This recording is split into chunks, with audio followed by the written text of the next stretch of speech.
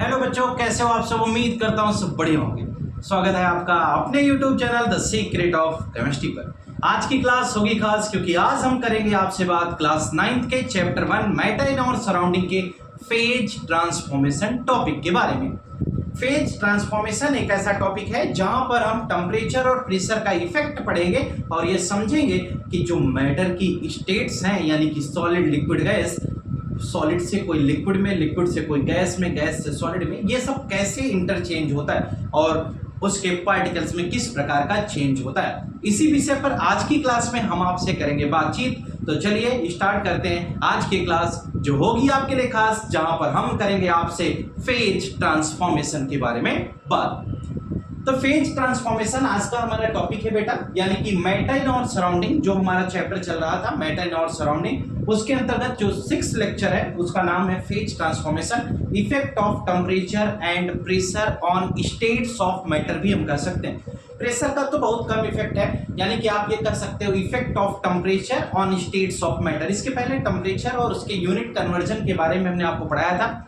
आज की क्लास में हम लोग ये पढ़ेंगे कि फेज ट्रांसफॉर्मेशन क्या है, यानी कि टेम्परेचर और प्रेशर का इफेक्ट क्या होता है, यानी कि टेम्परेचर किस प्रकार से किसी फेज को वेरी करा सकती है। मैटर की फेज के वेरिएशन में टेम्परेचर का रोल क्या है, ये सबसे बड़ा विषय आज की क्लास का है। यानी कि टेम्परेचर किस प्रकार से किसी सॉलिड को लिक्विड में ले जाता है, किसी लिक्विड को गैस में कन्वर्ट कर सकता है, किसी गैस को सॉलिड में कन्वर्ट कर सकता है, किसी गैस को लिक्विड में कन्वर्ट कर सकता है। यानी कि टेम्परेचर किस प्रकार से रोल प्ले करता है और उसमें प्रेशर का क्या रोल है, ये दोनों फैक्टर को हम एक साथ कंसीडर करके फेज ट्रांसफॉर्मेशन नामक इस विषय पर बातचीत करेंगे।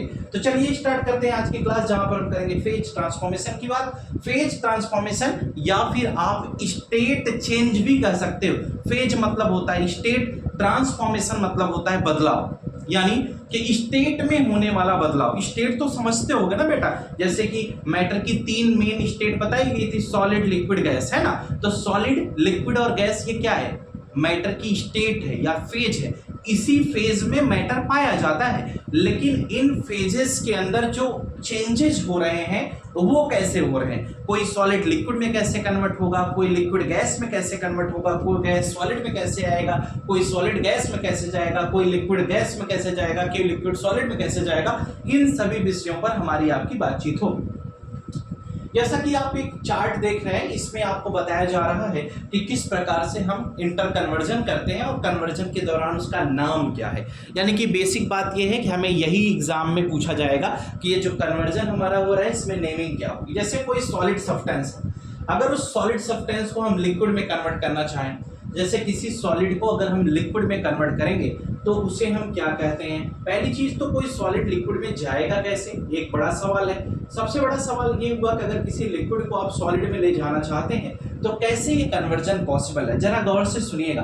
जैसे आप जानते हो कि सॉलिड के अंदर पार्टिकल्स की क्लोजनेस बहुत ज्यादा होती है, पार्टिकल्स बहुत पास पास होते हैं, लेकिन जब आप उसे हीट करोगे यानी टेम्परेचर दोगे तो आपके टेम्परेचर देने की वजह से होगा क्या, जब आप किसी सॉलिड को हीट करते हो तो उसके पार्टिकल्स की काइनेटिक एनर्जी बढ़ती है, यानी उसका वाइब्रेशन मूवमेंट में कन्वर्ट होता है। यानी कि पार्टिकल्स में जो वाइब्रेशन होता था वह वाइब्रेशन धीरे धीरे मूवमेंट हो जाता है। तो यहाँ पर इनिशियल फाइनल 2 पॉइंट जनरेट होने लगते हैं। तो पार्टिकल्स का जब मूवमेंट होगा तो स्पेस जनरेट होगा, तभी तो मूवमेंट होगा। इसका मतलब तब जाकर के हम लिक्विड की बात करते हैं। यानी कि किसी सॉलिड सब्सटेंस को जब हम हीट करते हैं तो उनके पार्टिकल्स का वाइब्रेशन मोशन में कन्वर्ट होने लगता है, उनके अंदर मूवमेंट स्टार्ट हो जाता है और जो बनता है उसे हम लिक्विड कहते हैं। और जब किसी सॉलिड को मेल्ट करते हैं और ऐसा कोई फॉर्मेशन होता है तो इस प्रोसेस को बेटा हम मेल्टिंग कहते हैं। क्या कहेंगे, इसको हम मेल्टिंग कहते हैं। यानी किसी सॉलिड को हीट करके हम लिक्विड फॉर्म में कन्वर्ट करते हैं, या किसी सॉलिड को हीट करते हैं तो उसके पार्टिकल्स का वाइब्रेशन बढ़ जाता है और वाइब्रेशन बढ़ने की वजह से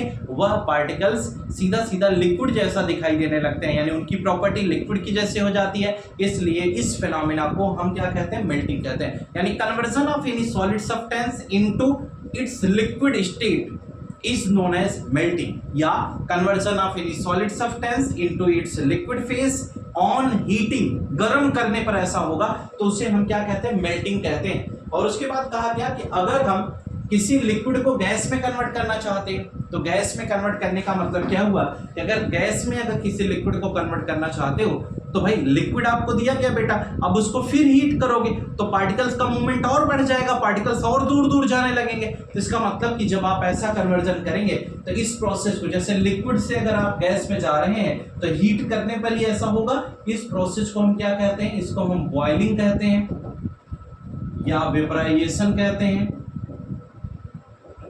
या इवेपोरेशन भी कह सकते हैं, लेकिन इवेपोरेशन और वेपराइजेशन दोनों अलग है। यानी कि इवेपोरेशन और बॉइलिंग सेपरेट चीजें हैं। अगर हम बॉइलिंग पॉइंट पर हीट करते हैं, यानी कोई लिक्विड सब्सटेंस है उसको हीट करते जाओ, तब तक हीट करो जब तक उसकी बॉइलिंग पॉइंट ना आ जाए, यानी कि बॉइलिंग पॉइंट तक हीट करेंगे फिर वह लिक्विड गैस में कन्वर्ट होता है, तो उसको हम बॉइलिंग या वेपराइजेशन कहते हैं। और अगर कोई लिक्विड हीट करने पर अपने बॉइलिंग पॉइंट से कम टेम्परेचर पर गैस में कन्वर्ट हो जाए तो उसे हम क्या कहते हैं? इवेपोरेशन कहते हैं। ये दोनों अलग अलग फैक्टर्स हैं। बहरहाल हमें यह ध्यान रखना है कि अगर किसी लिक्विड को हीट करेंगे तो हीट करने से उसके पार्टिकल्स का मूवमेंट बढ़ जाता है, स्पेस बढ़ जाता है, वो गैसियस फेज की प्रॉपर्टी शो करने लगता है। यानी किसी लिक्विड को हीट कर दे तो गैस में कन्वर्ट हो जाए तो conversion of any liquid substance into its gaseous form on heating is known as boiling और वेपराइजेशन। इसको हम क्या कहते हैं? बॉइलिंग या वेपराइजेशन कहते हैं। ये पोर्शन अभी थोड़ी देर के लिए छोड़ दीजिए।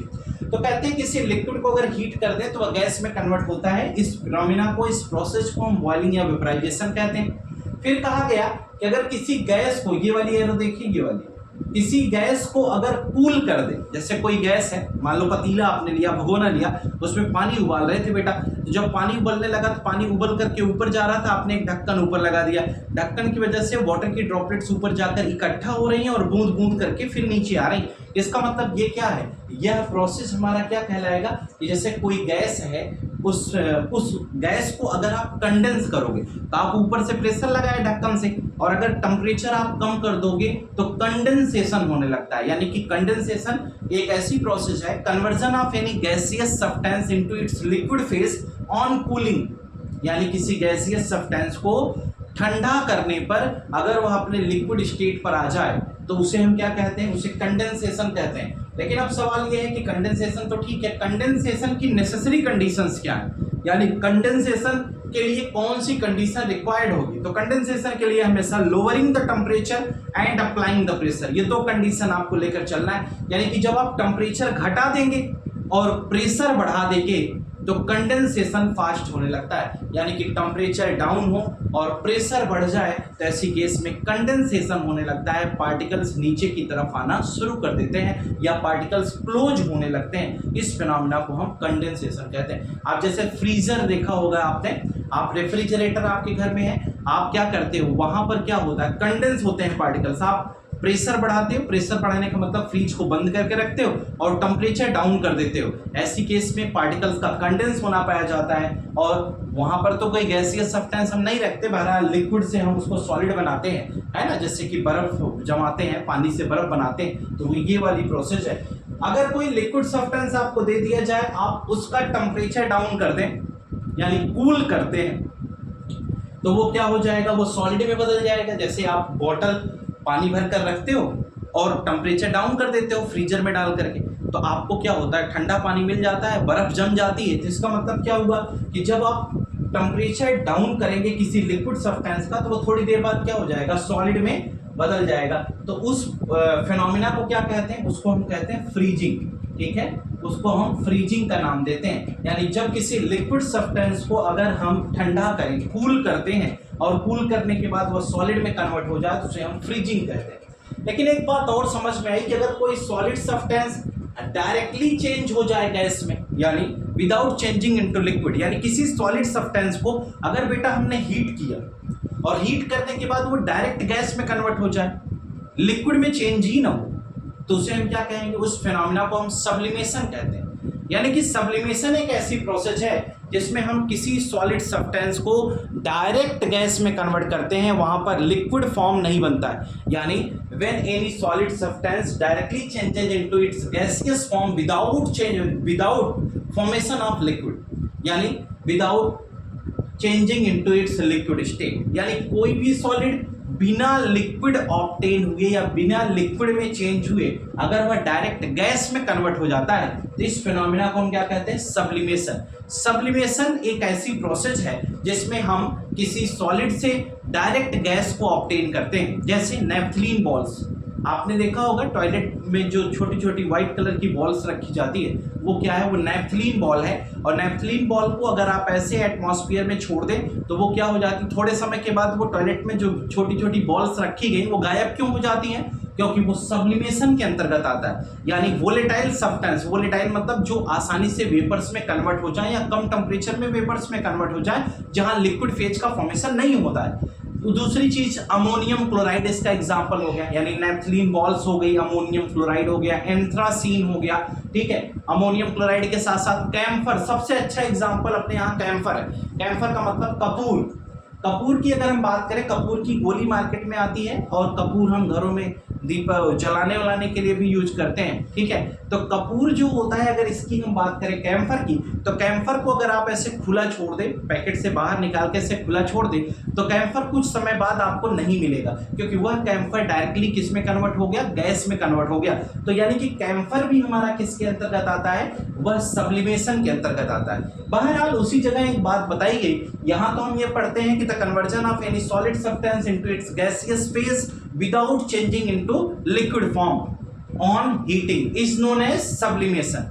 दूसरी बात यह है कि अगर किसी गैस को सॉलिड में कन्वर्ट करना है तो कैसे कन्वर्ट करेंगे? यानी कोई गैसियस सब्सटेंस आपको दे दिया जाए, उस गैसियस सब्सटेंस को अगर आप कूल करते हैं, ठंडा करते हैं, और ठंडा करने के बाद अगर वो डायरेक्ट सॉलिड में कन्वर्ट हो जाए, लिक्विड का फॉर्मेशन ना करे, यानी कोई भी गैसियस सब्सटेंस अगर डायरेक्ट सॉलिड में कन्वर्ट होता है, उसमें किसी प्रकार से लिक्विड का फॉर्मेशन नहीं होता है, तो उस फिनोमिना को हम क्या कहते हैं? डिपोजिशन कहते हैं। तो डिपोजिशन एक ऐसी प्रोसेस है जिसमें हम गैस को डायरेक्ट सॉलिड में कन्वर्ट कराते हैं। तो ये प्रोसेस हो गई फेज ट्रांसफॉर्मेशन के अंतर्गत की बात हम आपको समझा रहे थे, और मुझे लगता है कि आपको ये बात समझ में आ गई होगी। यानी कि हमने कहा कि अगर सॉलिड से डायरेक्ट लिक्विड में चेंज हो रहा है तो उसे मेल्टिंग कहेंगे, लिक्विड से गैस में चेंज हो रहा है तो उसे बॉइलिंग या वेपराइजेशन कहेंगे, गैस को कूल करने पर अगर लिक्विड ऑब्टेन करते हैं तो उसे कंडेंसेशन कहेंगे, और लिक्विड को अगर कूल करके सॉलिड ऑब्टेन करते हैं तो उसे फ्रीजिंग कहेंगे, और अगर हम सॉलिड से डायरेक्ट गैस बनाते हैं तो उसे हम सब्लिमेशन कहेंगे,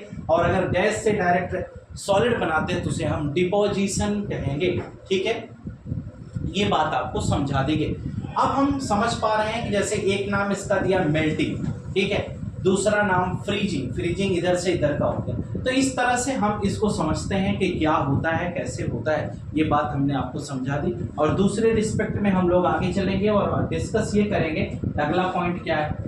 अगला पॉइंट है मेल्टिंग पॉइंट क्या होता है। जैसे अभी तक हमने बार बार डिस्कस किया कि मेल्टिंग पॉइंट किसे कहते हैं, तो आप देखिए मेल्टिंग पॉइंट क्या है? The temperature at which A solid turns into a liquid, यानी वह टेम्परेचर जिस टेम्परेचर पर कोई सॉलिड सब्सटेंस लिक्विड में बदलना शुरू करता है, उसी को हम क्या कहते हैं? मेल्टिंग कहते हैं। यानी कि अगर हम मेल्टिंग पॉइंट की बात करते हैं तो मेल्टिंग पॉइंट यानी कि the temperature at which any solid substance starts to melt, यानी वह टेम्परेचर जिस टेम्परेचर पर कोई सॉलिड सब्सटेंस मेल्ट करना शुरू करता है उसे हम उसकी मेल्टिंग पॉइंट कहते हैं। यानी कोई भी सब्सटेंस आपको दे दिया जाए जिस पर वो पिघलना शुरू कर दे, एक ऐसा टेम्परेचर होगा जिस पे वो पिघलने लगेगा, वही उसकी मेल्टिंग पॉइंट कहलाती है। नेक्स्ट देखिए अगला पॉइंट है बॉइलिंग पॉइंट। तो इसमें हम पढ़ते हैं the temperature at which a liquid turns into a gas, यानी बॉइलिंग पॉइंट ये है बेटा कि अगर कोई भी ऐसा टेम्परेचर जिस टेम्परेचर पर कोई लिक्विड सब्सटेंस अपने गैसियस फॉर्म में कन्वर्ट होना शुरू करता है उसे हम क्या कहते हैं? उसे हम बॉइलिंग पॉइंट कहते हैं। यानी बॉइलिंग पॉइंट क्या है?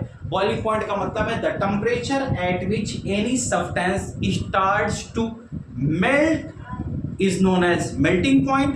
The temperature at which any substance starts to boil is known as boiling point. और उसी के बाद हम थर्ड पॉइंट पे पढ़ते हैं फ्रीजिंग पॉइंट। तो हम पढ़ेंगे the temperature at which any substance starts to freeze, यानी वह टेम्परेचर जिस टेम्परेचर पर कोई सब्सटेंस फ्रीज होना शुरू करता है, जमने लगता है, उसे हम उसकी फ्रीजिंग पॉइंट कहते हैं। उसके बाद फिर अगला बात आया जिसे हम कहते हैं सबलाइन। जरा गौर से सुनिएगा, ये अपना सबलाइन है। क्वेश्चन आया कि सबलाइन किसे कहते हैं, यानी कि सबलाइन और सब्लिमेट, ये दो क्वेश्चन एग्जाम में जब कभी भी आ जाते हैं तो हमें कंफ्यूज करते हैं। क्वेश्चन आया सबलाइन क्या है। The substance that undergoes sublimation is known as sublime. ध्यान से सुनना, वह सब्सटेंस जो सब्लिमेशन के अंतर्गत पाया जाता है, यानी कि जिसको हम सब्लिमेशन जिसका करा रहे हैं, यानी वह सॉलिड मटेरियल जो डायरेक्ट गैस में कन्वर्ट हो रहा है बेटा, उसे सबलाइन कहते हैं। यानी the substance which undergoes sublimation is known as sublime, यानी वह सब्सटेंस जो सब्लिमेशन के अंतर्गत आ रहा है। यानी कि आप ये पढ़ेंगे कि इसके अंतर्गत एग्जाम्पल क्या कंसीडर करेंगे। एग्जाम्पल में आप याद करिए, इसमें एग्जाम्पल क्या क्या हो सकता है। एग्जाम्पल में आप इसमें अमोनियम क्लोराइड ले सकते हैं, जैसे NH4Cl हो गया, ठीक है। आप इसमें नेफ्थलीन बॉल्स ले सकते हैं,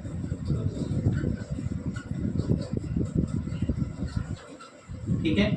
उसके बाद आप इसका एग्जाम्पल कैम्फर ले सकते हैं। ये सभी सबलाइन के एग्जाम्पल है। सबलाइन के एग्जाम्पल होने का मतलब ऐसे सब्सटेंस जो डायरेक्ट गैस में कन्वर्ट हो रहे हैं, ऐसे सॉलिड सब्सटेंस जो डायरेक्ट गैस में कन्वर्ट हो रहे हैं वो सबलाइन कहलाएंगे। और इसी में दूसरे बच्चे के जहन में फिर सवाल आया कि सर सब्लिमेट क्या होगा, है ना। अगर सब्लिमेट पूछा जाए तो आप बताएंगे sublimate refers to the product obtained from sublimation, यानी कि जो सब्लिमेशन का प्रोडक्ट होगा उसे सब्लिमेट कहेंगे। यानी कि आप ये कह सकते हो कि जो सब्सटेंस सॉलिड था वो तो सबलाइन हो गया, और सॉलिड को जब हम हीट करके गैस में कन्वर्ट किए तो जो गैसियस सब्सटेंस ऑब्टेन हुआ वो क्या कहलाएगा, वह सब्लिमेट कहलाएगा।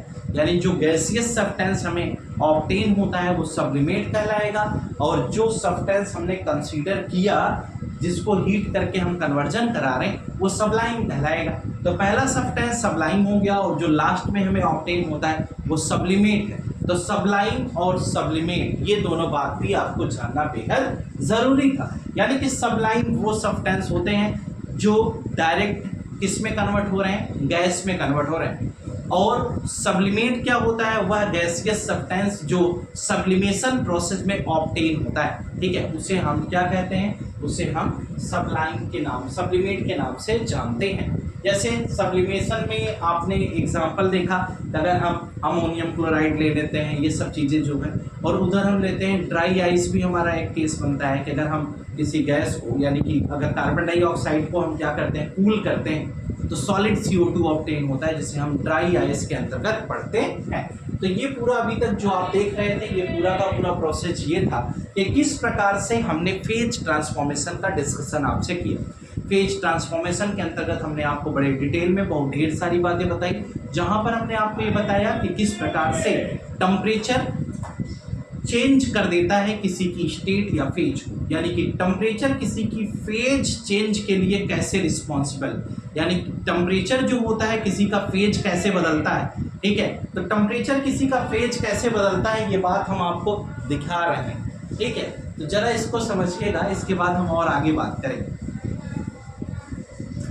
हमने आपको समझा दिया कि बेटा आज की क्लास में हम लोग पढ़ रहे थे फेज ट्रांसफॉर्मेशन के बारे में, और मुझे पूरा उम्मीद है कि आपको फेज ट्रांसफॉर्मेशन अच्छे से समझ में आ गया होगा। थोड़ा सा डिले ज़रूर हो जा रहा है बीच बीच में, लेकिन अभी आपका ये चैप्टर कंप्लीट करा देंगे। एक सबसे महत्वपूर्ण बात ये है कि अगर आज अभी तक आप इस चैनल पर नए हैं, वीडियो को पहली बार देख रहे हैं, और अगर आपको हमारा पढ़ाया हुआ ये कंटेंट समझ में आ गया हो तो चैनल को सब्सक्राइब कर दीजिएगा, क्योंकि आपका सब्सक्रिप्शन ही हमारा मोटिवेशन है। अगर आप चैनल को सब्सक्राइब कर दीजिए, अपने सभी फ्रेंड्स को शेयर करिए, लाइक करिए, ये आपकी जिम्मेदारी है और आप इसे बखूबी निभाएंगे, मुझे पूरा भरोसा है। और फेज ट्रांसफॉर्मेशन के ये लेक्चर आज यहीं पर समाप्त होता है। इसके बाद अभी हमारा ये चैप्टर खत्म नहीं हुआ है, मैटर और सराउंडिंग में अभी हमारे पास कंटेंट ढेर सारे बचे हुए हैं, और क्या क्या कंटेंट है जरा गौर करिएगा। इसके बाद हमारे पास कंटेंट में बचा हुआ है कि इवेपोरेशन और बॉइलिंग में डिफरेंस क्या है, यानी difference between boiling and evaporation, एक बड़ा ही विशेष विषय है, इस पर भी हम चर्चा करेंगे आज की क्लास में, यानी कि आने वाली क्लास में आपके साथ। उसके बाद हमारे पास एक टॉपिक है evaporation and factors affecting evaporation, यानी कि एक इवेपोरेशन टॉपिक होगा जिसमें हम इवेपोरेशन, कौन कौन से फैक्टर इवेपोरेशन को प्रभावित करते हैं वो भी डिस्कस करेंगे, और साथ ही साथ हम ये भी पढ़ेंगे कि कूलिंग कॉज्ड बाय इवेपोरेशन, यानी कि इवेपोरेशन की वजह से कूलिंग कैसे होती है। तो ओवरऑल अभी हमारे पास 3 से 4 लेक्चर इसमें और आपको कहा है, तो 3-4 लेक्चर और पढ़ने के बाद आपको चैप्टर शानदार तरीके से समझ में आ जाएगा।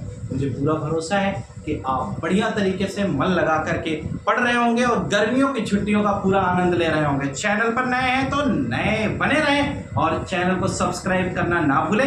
आज के लिए फिलहाल इतना ही, नए वीडियो में फिर आपसे मिलेंगे, तब तक के लिए अलविदा।